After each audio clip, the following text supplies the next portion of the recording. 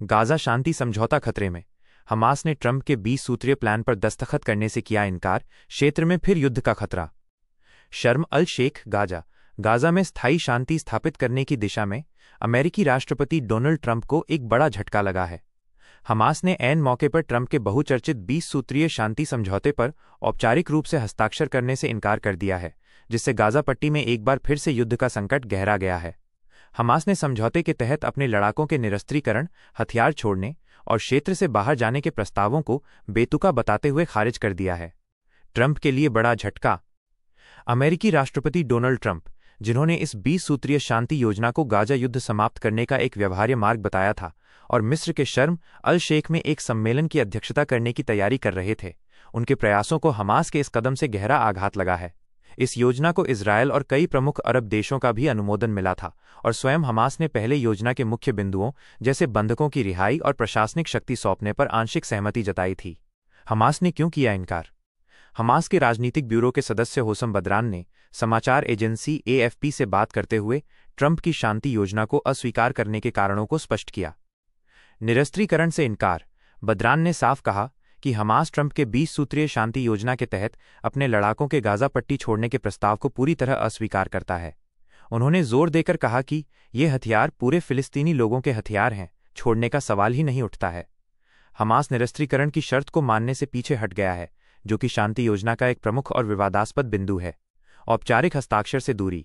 Hamas ने घोषणा की है कि वो मिस्र में होने वाले शांति समझौते के औपचारिक हस्ताक्षर समारोह में शामिल नहीं होगा।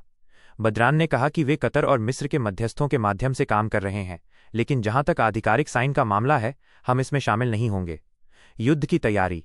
हमास के सीनियर अधिकारी ने यह भी कहा कि यदि इजरायल के साथ युद्ध फिर से होता है तो हमास के लड़ाके जंग लड़ने को तैयार हैं और इजरायली सेना के साथ जंग लड़ने का ऐलान कर दिया है। क्या था ट्रंप का 20 सूत्रीय शांति प्लान?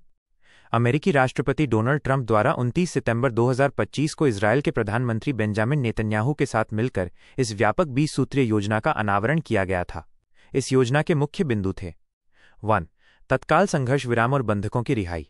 पहले चरण में हमास को 72 घंटों के भीतर शेष सभी इजरायली बंधकों, जीवित और मृत, को रिहा करना था। इसके बदले में इजरायल लगभग 2000 फिलिस्तीनी कैदियों, जिनमें 250 आजीवन कारावास की सजा वाले भी शामिल, को रिहा करेगा। 2. हमास का पूर्ण निरस्त्रीकरण। योजना में गाजा को हथियार मुक्त कर एक आतंक मुक्त क्षेत्र बनाने की बात कही गई थी। हमास के लड़ाकों को या तो हथियार डालकर शांतिपूर्ण सह अस्तित्व के लिए प्रतिबद्ध होना था या गाजा छोड़ना था। 3.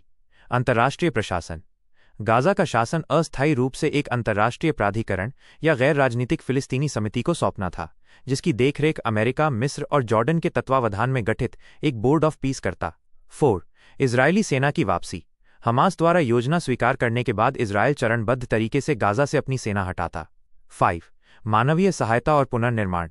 गाजा में व्यापक मानवीय सहायता की शुरुआत और युद्ध से तबाह हुए बुनियादी ढांचे का पुनर्निर्माण।